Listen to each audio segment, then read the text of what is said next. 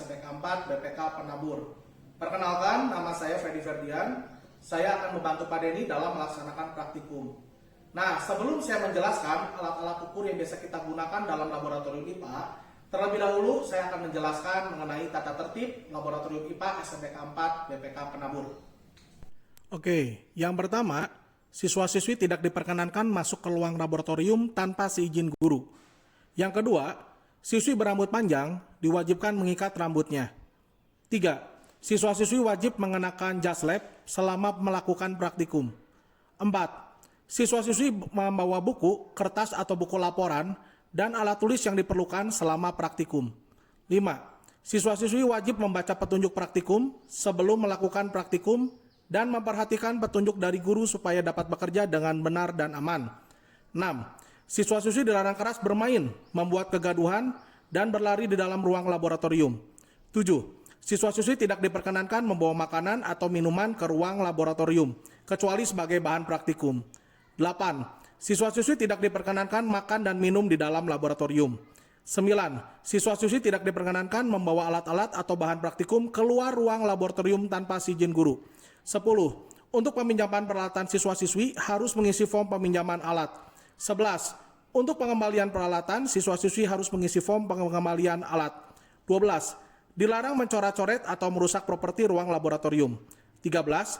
Alat-alat atau bahan praktikum yang digunakan harus digunakan sesuai dengan petunjuk guru. 14. Dalam melakukan praktikum hendaknya digunakan bahan yang secukupnya, jangan berlebihan.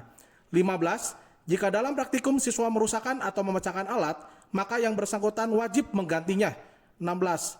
Jika dalam praktikum terjadi kecelakaan, kena pecahan kaca, terbakar, tertusuk, tertelan bahan kimia, harap segera melapor kepada guru supaya bisa segera ditangani. 17. Kebersihan meja, kursi, dan lantai menjadi tanggung jawab siswa-siswi selama praktikum. 18. Setelah selesai praktikum, alat-alat dan bahan hendaknya dikembalikan ke tempat semula dalam keadaan lengkap, bersih, dan siap pakai. 19. Siswa-siswi wajib membuang sampah pada tempat sampah yang tersedia dan mencuci tangan dengan sabun sampai bersih setelah praktikum selesai. 20. Sebelum meninggalkan ruangan laboratorium, keran air ditutup rapat, pembakar spiritus atau lilin dimatikan, kontak aliran listrik dicabut, meja praktikum harus dalam keadaan bersih, dan kursi dirapikan ke dalam lorong meja. Yang pertama, ini namanya adalah neraca 3 lengan. Digunakan untuk mengukur massa suatu benda. Nah, yang kedua ini adalah penggaris atau mistar, digunakan untuk mengukur panjang suatu benda. Yang ketiga ini namanya adalah jangka sorong. Jangka sorong ini biasanya kita gunakan untuk mengukur diameter dalam dari suatu benda. Nah, jangka sorong ini memiliki ketelitian 0,01 cm atau 0,1 mm.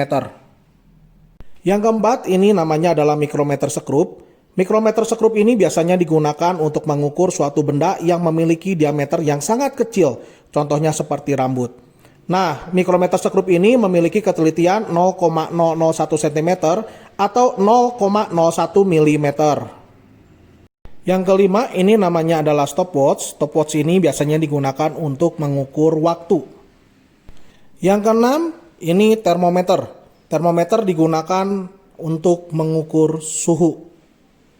Yang ketujuh ini ada gelas ukur. Gelas ukur ini kita gunakan untuk mengukur volume suatu cairan. Yang kedelapan beker gelas atau gelas kimia. Gelas kimia ini digunakan untuk mengukur volume larutan atau bahan yang tidak memerlukan tingkat ketelitian yang tinggi. Dan juga bisa digunakan untuk menyimpan serta membuat larutan. Yang kesembilan ini adalah Erlenmeyer. Erlenmeyer ini biasanya digunakan untuk mengukur, menyimpan, dan mencampur suatu larutan. Yang ke-10 ini adalah multitester. Alat ini digunakan untuk mengukur arus listrik, tegangan listrik, ataupun hambatan listrik. Nah, itulah anak-anak alat-alat yang sering kita gunakan dalam pengukuran di laboratorium IPA. Oke, tetap semangat dan tetap sehat.